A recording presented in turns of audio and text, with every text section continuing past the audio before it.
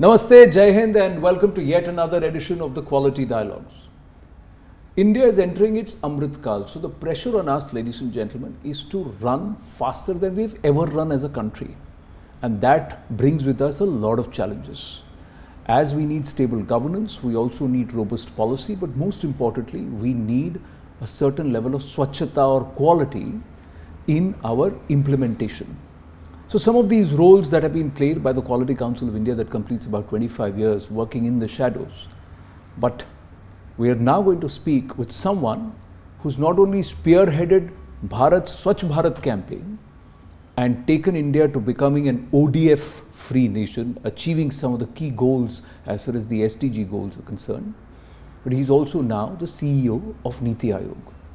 Bron Aiyar ji, namaskaram. Namaste. And I thank you for making the time. It's a very, very tight schedule.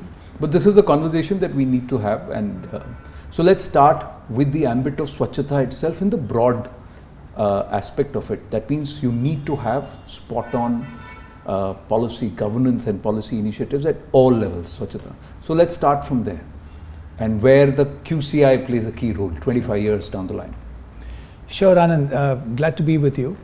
And as you mentioned, when Prime Minister Modi took the nation and the world by storm, 15th August 2014, when he made that huge announcement from the Red Fort that India was going to become Swachh by the 150th birth anniversary of Mahatma Gandhi. I was then in Vietnam, in Hanoi. I was working in the World Bank.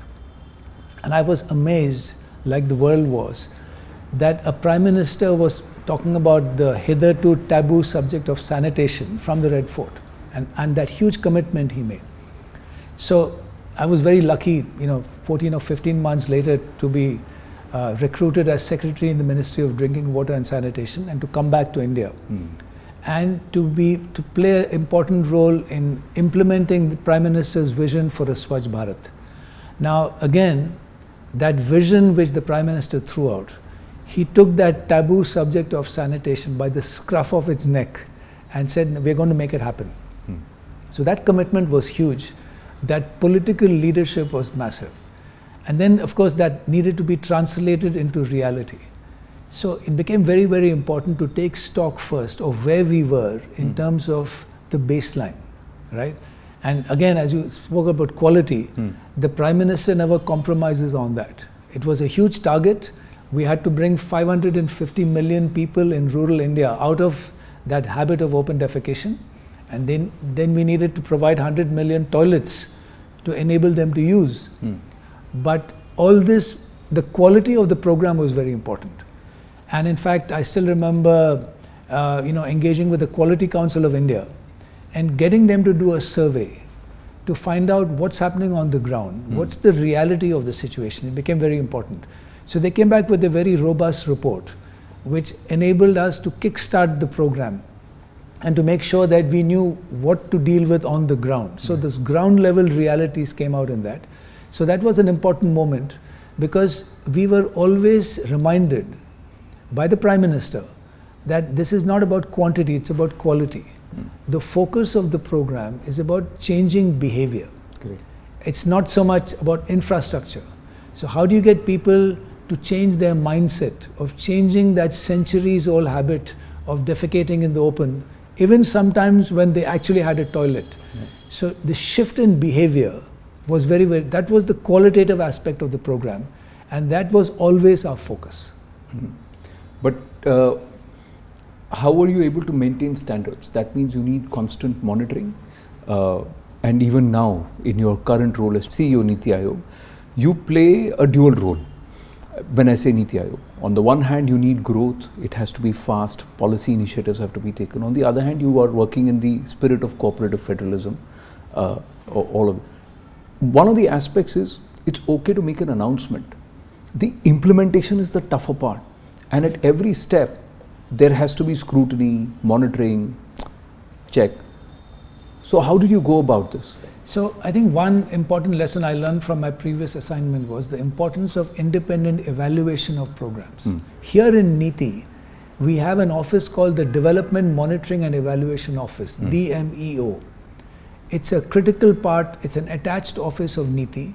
It has about 100 staff. Okay. They're all specialists in monitoring and evaluation. So NITI plays a very, very important role in monitoring and evaluation of the different programs of the Government of India. We have a framework called OOMF, Output Outcome Monitoring Framework.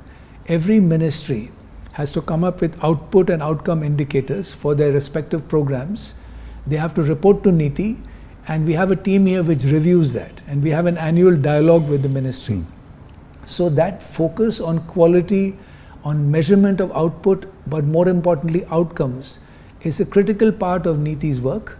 And now we are trying to take this down to the state governments, because most of these programs are implemented in the states. So what is the capacity of state governments to monitor and evaluate programs, both central and state? NITI is helping states build that capacity. Again, a very, very important part is that qualitative dimension of all these programs, and NITI is at the heart of monitoring that. How easy or difficult is it? Because we are not a nation who want to be monitored. We are not a nation who actually deliver on accountability. There is a narrative shift which the Prime Minister is trying to drive, but typically... No, look, it's always challenging. It's not just in India, but anywhere in the world. I've worked in different countries.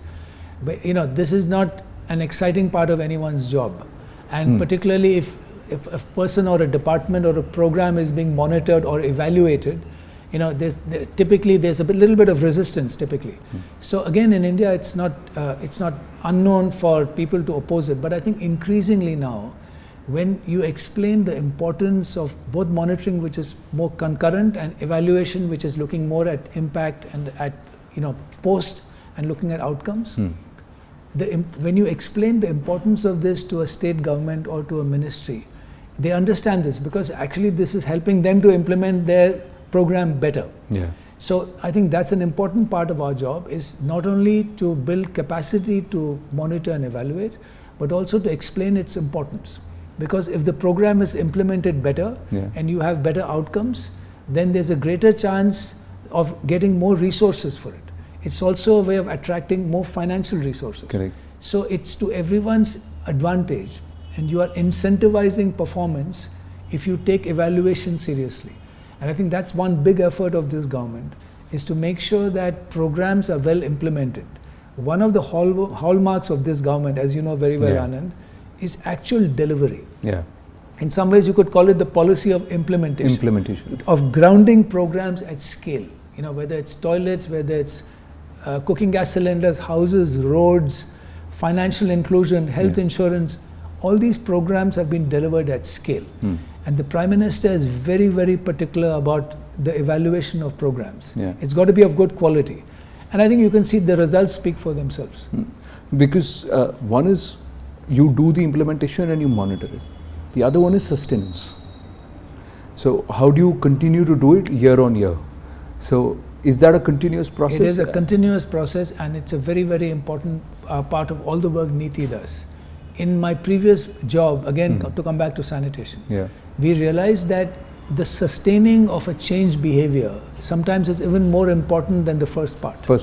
Because it's one thing to campaign, it's another thing in the cold light of day, how do you sustain that behavior? So a couple of years before that deadline or the milestone of 2nd October 2019, we set in motion a program focusing on sustainability. So Swachh Bharat Phase 2, 2.0 as we call it, approved by the cabinet, is focusing not only on broadening the definition of sanitation, looking at solid and liquid waste management, but also on sustaining the outcomes of Phase 1. So how do you maintain the communication? What are the mechanisms to sustain? What are the incentives? All of them were built in. It took a bit of a hit during COVID, but again, COVID itself was an opportunity, for people to understand the importance of hygiene and sanitation. So it came back, and now in NITI, sustainability of programs is extremely important. So the effort is to build in sustainability into the design of the program, rather than look upon it as an add-on later. And in all the programs which NITI helps ideate, design, incubate, hand over to ministries to implement, because we don't implement, right? We support effective implementation. In all that, the sustainability element is critical, and it's programmed and inbuilt into the design. How critical is public-private partnership here? Because Prime Minister has also said that we want to be in governance. We don't want to be government. Minimum government, maximum governance. We want to help, and he's always encouraged. He said that the private sector has a huge role to play. But has there been cooperation or resistance? I think it's been a lot of cooperation. So the public-private partnership is at the heart of most programs. Right. In the earlier program as well, the Prime Minister made it very clear, this is not a Sarkari program, it's a people's program. It's a Jan Andolan, people have to own it. And if you remember his Independence Day speech, the Panch Pran, the fifth Pran was all about how people have to own it, they have to be accountable and they've got to contribute. Jan Bhagidari and Kartavya. Exactly.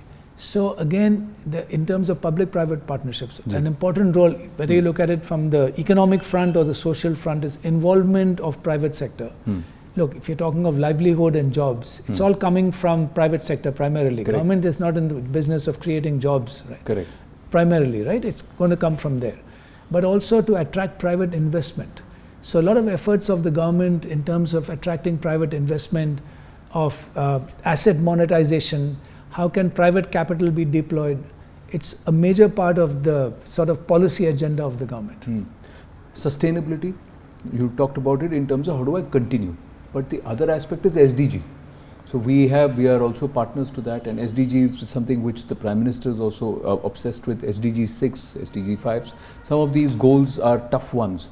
How are we doing there, and what is the Niti Aayog's So Niti Aayog on the SDGs, Niti Aayog is a major player. So we have a sustainable development goal index where all states are ranked on their performance towards the SDGs. If you look at all the programs this government has implemented over the last 8 years, most of them are SDG focused. If you look at overall SDG performance globally, you'll find India is one of the top performers. In all sectors, whether it's women empowerment, whether it's on health, nutrition, whether it's on climate, on life, lifestyle for the environment, the Prime Minister's new program, that's squarely about responsible production and consumption. As the Prime Minister has made very clear, whether it's water and sanitation, on energy, this government has delivered most of the sustainable goals well on schedule. I have to say well ahead of many other countries. So SDGs, a major part of the agenda of the government, but that's 2030. This government has delivered well before that. They have. But is it purely a one-time thing, or has it now become a habit? And how much is the private sector, because they are going to play the key, working with this? Especially when the Prime Minister says, I want Make in India to stand and represent quality. But quality at a time where we don't compromise on the ecology, environment, but we continue to grow. So these are too many parameters for us as a nation to do, because a lot of the developed countries today, they compromised on environment while trying to focus on quality and trying to raise their own. And today they are imposing those restrictions on us. So we are waging a battle, and it's a double-edged sword for us. As the Prime Minister announced the Panchamrit at COP26 at Glasgow, on climate in particular, but overall, I think the private sector has come on board. So we need green growth essentially. And so decarbonizing the economy, decarbonizing the transport sector. Niti's played a major role, as you know, in the promotion, the policy on EVs, electric vehicles, on renewable energy, on green hydrogen. These are all areas where private sector is now coming in a very big way. So I think everyone is aware, and it is not just about CSR. It's from a business point of view. It makes sense for private sector to focus on decarbonizing the industry and decarbonizing sectors, and going ahead, this is going to become critical. So I think we are all in it together, public and private, and I think there's a clear understanding about that. You have a state-of-the-art resource center. Tell us a little more about it. What is this resource center going to be doing? So we've got a number of centers, but one of the centers which I think is really focused on innovation and technology is the Atal Innovation Mission. And so this is a group of people, basically youngsters in Niti, who innovate, who come up with programs like the Atal Tinkering Lab in schools, where youngsters in class 8 to 10 essentially are introduced to technology, to blockchain, to AI, and they start literally tinkering with it, and that's led to many startups. So this has led to a sort of focus on innovation, on creativity, on technology for the younger generation. So that's one huge resource we have already. In addition to that, we focus on a number. You take EVs. Ji. The whole thrust on EVs, the policy, 50,000 electric buses to be now coming on board, and how do you make the transition, which is linked to the overall energy transition. Many areas where NITI is focused on data, on how do you use data for evidence-based policy making. There's a huge program on that as well. So I'd say on many of the frontier areas, thinking now but looking ahead, NITI plays a very important role. Final 2-3 questions, Mr. Iyer. First is, where has the QCI integrated itself into the system? The various wings, there are multiple wings, and they've always worked on this in shadow. Do they also have a role in making sure that the policy itself is robust? Because sometimes you roll out a policy, then you should not be in a position that midway you have to roll back or tweak. So there is a quality check. There has to be a certain level of swachhata in the policy also. Sure. No, QCI, in addition to working with many other ministries, works quite closely with NITI. And at least in a couple of areas. We're talking of the quality of policy making. Correct. That's an interesting area which we can consider. But in terms of specific programs, they've come up with a very interesting concept of how do we encourage non-resident Indians who are interested in giving back to India. Can you have a directory of Indians who are very interested in pro bono coming back? So that's an interesting initiative, and we're working with QCI on that. Another important aspect on the quality of project management. It's a critical area. Correct. Because there's so much of infrastructure activity in India today. It's you go anywhere, whether it's a highway or a port or a bridge or a building, there's a lot of economic activity. Now, how do we make sure that we have qualified project managers to run these programs? QCI has again come up with a proposal for that. So I think in the quality space, QCI has done a lot of work, and I think this could be a frontier area. The quality of policy making is an area which we need to look at probably. I'm asking you this because you remember the drone policy that came out. Within a year, it had to be withdrawn, redrafted, and had to be brought. Now, one would say that the government was agile enough to respond to the need of the day, but now when we're looking at Gati Shakti, and then you're looking at a drone corridor and a drone policy being redrafted, it just comes to mind that should there be a certain amount of emphasis there, and the Niti Aayog and perhaps QCI could play a role. I think it's an interesting area where you can have some oversight, maybe QCI can play a role, but remember that Gati Shakti, for example, or the National Logistics Policy, these have inbuilt qualitative dimensions and quality assurance processes. They go through a very rigorous process. These are very, very highly tuned state-of-the-art programs which are going to have a transformative effect on industry, on infrastructure, and actually even in the social sector. So I would say most of the programs which are rolled out, they have an inherent quality assurance process, but of course there's always scope for oversight, for course correction, as you mentioned. So that needs to go on. What are your challenges, or what have you set for yourself? You've assumed charge. I know it's crazy in terms of the workload and what needs to be achieved, because there is a pace that has been set, and it's been set by the Prime Minister itself, because we are trying to achieve in 25 years what we should have achieved in the last 75. So everybody understands that. But for you, what are your benchmarks? As you mentioned, the Prime Minister, he keeps everyone on their toes with the incredible energy he demonstrates. As he's talking of the Amrit Kal, the next 25 years. So there's a vision he's thrown out, which he articulated in his 15th August speech, the Panch Pran. And now the challenge is, what is the roadmap towards the vision of the Amrit Kal? And so that's a primary focus of everyone in government, because he's laid out the vision. Now it's up to everyone to take that vision, convert it into a roadmap with milestones, and to look ahead. In NITI, we play an important role in the policy dimension, as you mentioned. But so we are the national think tank, but we are both think and do. Do in terms of helping others to implement, but we are behind the scenes. We support, we incubate, we monitor, and we support. But we are also an instrument, the Prime Minister, the government's instrument to enhance government effectiveness, both in the center and the states. Critical role to play with the states to achieve that $5 trillion economy. How is each state contributing towards that? How is every district contributing? So we do a lot of thinking and strategizing on those lines. So again, in Niti, we have to sort of think today, but in the medium term and the long term. And the challenge is trying to put all that together, and again to work with other departments, but also to work with the private sector, with civil society. And so it's an important sort of coordinating, policy making, innovating, supporting role, but it's very exciting. It is. Like you said, internally you are looking at ODOP, like in Uttar Pradesh, one district, one product. Other different states have different policies. That's one, and each state has set a target. So Maharashtra is competing with Uttar Pradesh, and others are coming in and saying, all right, I'll contribute 1 trillion, 1 trillion, and we're 28 states. If all of them try to work towards that, we'll get a different level. But we are also now assuming the presidency of G20.